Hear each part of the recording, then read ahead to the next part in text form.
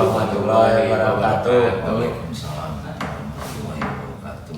Perkenalkan, nama saya Gatse Wildan Nugraha dari kelas 12 IPA 3. Perkenalkan, nama saya Raja Ramji Al-Mutawakil dari kelas 12 IPS 3.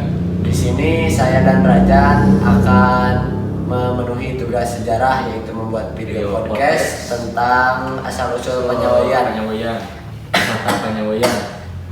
Di sini saya sudah bersama Waoka sebagai narasumber. Ya, selamat malam rekan-rekan atau Rajan dan Degatsa. Malam. Silakan, gimana apa yang bisa Waoka bantu? Ya, mungkin ada sedikit pertanyaan, Wak. Bagaimana tempat wisata ini pertama kali ditemukan dan diperkenalkan kepada masyarakat? Ya, tempat wisata Panyawian. Oke. Tempat wisata Panyawian itu pertama Waoka 2010 waktu senang hunting ya, senang foto-foto. Itu awalnya kondisi kebun bawang yang memang natural alami, artinya sepi. Jadi masyarakat di situ nggak tahu bahwa Panyawian ini punya nilai estetika atau apa ya, punya view yang indah. Jadi mereka menganggap sesuatu hal yang biasa. Tapi di mata fotografi, di mata Waoka ini sangat layak jual dan indah. Itu sejarahnya ya. Sehingga dari situ Waoka mulai memainkan kamera untuk foto-foto awal sejarah. Lanjut. Ya, pertanyaan kedua, apakah ada cerita atau legenda yang menjadi inspirasi dibukanya tempat wisata ini? Oke. Panyawian itu istilah bahasa Sundanya ada nama itu tempat berburu burung. Jadi lamun si Sunda nama paranti ngajarin burung, itu Panyawian. Hanya itu sejarahnya karena secara geografis itu kan perbukitan. Karena waktu zaman dahulu karena belum banyak orang, banyak burung-burung yang memang berkeliaran, burung liar di sana. Karena warga masyarakat di sana suka memburu burung dengan jala, itu Panyawian. Terus, Wak, apa yang menjadi daya tarik utama dari tempat wisata ini sejak awal tempat wisata Panyawian? Daya tarik Panyawian itu salah satu view yang memang unik ya, beda dengan daerah lain karena di situ ada sistem terasering yang sangat ekstrim dan luas, dan ternyata tidak ada di kabupaten lain yang memiliki terasering yang memang cukup beragam, kemudian ekstrim, terus ditambah view-nya, pemandangannya yang kalau ke arah barat kita bisa melihat Sumedang, Gunung Tampung Mas, sunset.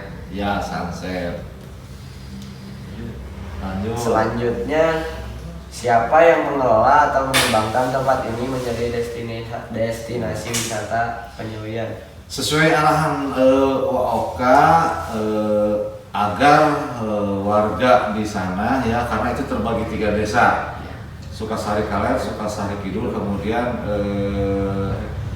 Cibunut ya, agar tempat itu dikelola dengan baik dan dibentuklah Kompepar biar bisa menjadi tempat wisata sehingga ke depan bisa mendatangkan ekonomi untuk desa-desa dan warga sekitar. Itu dibentuk Kompepar.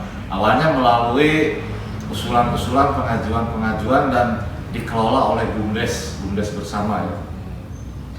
Ya, Wak, selanjutnya bagaimana peran masyarakat lokal dalam pengembangan tempat wisata ini?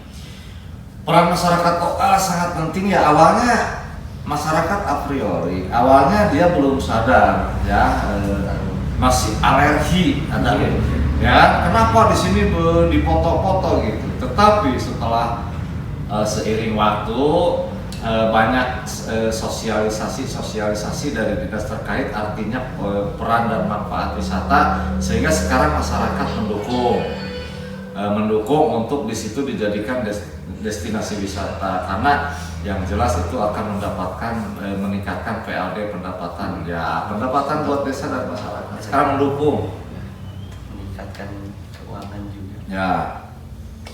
Selanjutnya, apakah tempat wisata ini memiliki nilai sejarah, budaya, atau alam yang signifikan?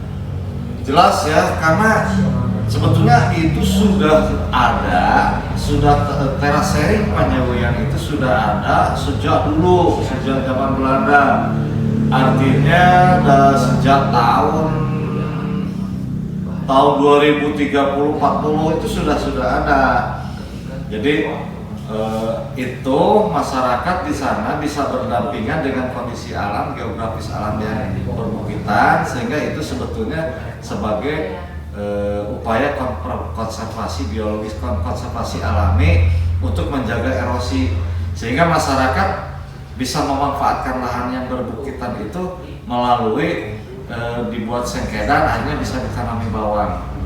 Nah itu uniknya, makanya ini unik ya, jadi banyak nilai-nilai lain, sejarah, geografis, ekonomi dan lain-lain di Panyawian itu. Ya, jadi lanjut, kapan tempat wisata ini mulai dikenal luas dan menjadi populer seperti sekarang? Oke, itu 2013-14 mulai booming. Nah, dengan seiring Oka waktu itu rajin memposting, setelah explore kemudian posting di Facebook. Sering posting di Facebook. Alhamdulillah medsos itu ternyata sangat membantu untuk promosi. Berarti itu teh warung-warung itu teh sebelumnya belum ada. Nah, ini salah satunya Rajan ini salah satu ya komunitas Kukurusuk yang tahu awalnya sejarah Panyawian, awalnya sepi gitu. Yang berarti ya. Akses jalan juga. Akses jalan susah, jelek ya. Oke, selanjutnya, apakah ada peristiwa tertentu yang mendorong tempat ini menjadi destinasi wisata? Kalau peristiwa lain sih nggak ada ya, artinya itu mah terjadi secara alami dan natural. Cuman perjuangan Oka untuk memviralkan Panyawian itu cukup banyak tantangan ya, di samping mengekspos itu cukup banyak tantangan. Awalnya banyak ditentang oleh masyarakat. Mungkin. Masih ada, lanjut. Ada. Dan bagaimana tempat wisata ini berubah atau berkembang dari waktu ke waktu? Oke, ini secara alami ya, artinya ketika mengeksplor dan mempromosikan tempat wisata itu, ketika masyarakat belum paham dan tidak mengerti sejarah wisata, akhirnya ini turunlah peran serta stakeholder atau dinas terkait, kemudian komunitas-komunitas, kayak rekan-rekan yang fotografer dari luar kota, fotografer nasional yang dari Jakarta, akhirnya banyaklah berdatangan ke sana memotret, salah satunya untuk dijadikan lomba-lomba foto. Nah, dengan banyaknya berdatangan fotografer dari kota, kemudian istilahnya turis lokal.